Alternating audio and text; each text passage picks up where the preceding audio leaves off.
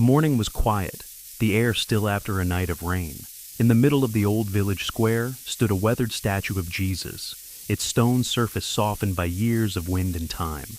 At its base, something extraordinary was happening, something no passerby could easily ignore.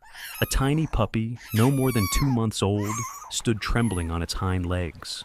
Its front paws were pressed tightly together against its small chest, as though in prayer. The little body shook with exhaustion, ribs faintly visible beneath its pale, muddy fur. Its eyes, wide and glistening with tears, were fixed upward at the solemn figure above, as if begging for a miracle. For a long moment, the square was silent, except for the soft whimper of the puppy. Then, footsteps echoed against the cobblestones. An elderly woman appeared, carrying a small basket. Her name was Rosa. She lived alone in a quiet house at the edge of town, her days empty since her husband had passed away years earlier.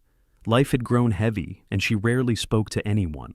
But when her gaze fell on the trembling puppy before the statue, she froze. "What are you doing here, little one?" she whispered. The puppy turned its head. Its watery eyes met hers, and with a desperate cry, it shifted its tiny paws, still clasped together, toward her. Then, stumbling back onto all fours, it ran a few steps, stopped, and looked back at her. It was not running away. It was leading her. Curiosity and something deeper, an old ache of loneliness, pulled Rosa forward.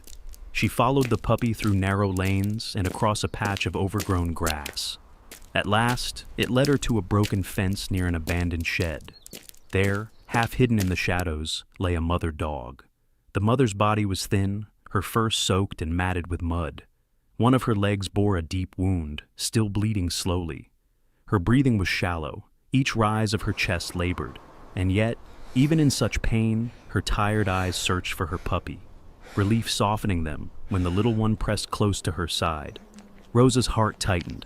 She knelt, reaching out with trembling hands. "Oh, you poor souls!" The mother dog whined softly, too weak to resist, and Rosa gathered her fragile body into her arms. The puppy circled anxiously, tail low, as if urging her to hurry.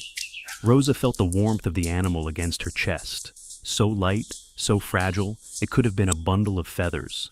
Without another thought, she rose and carried the mother toward town, the puppy running beside her.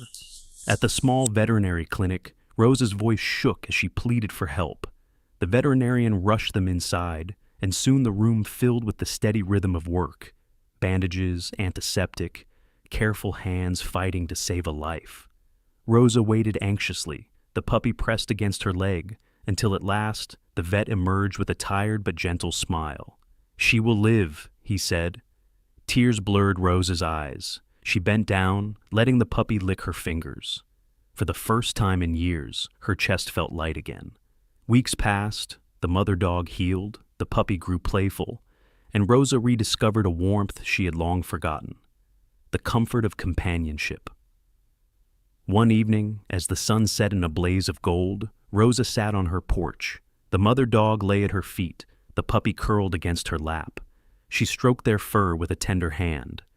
"You saved me too," she whispered.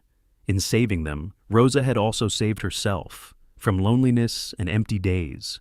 What began as a small miracle before the statue became something greater. A family bound by compassion,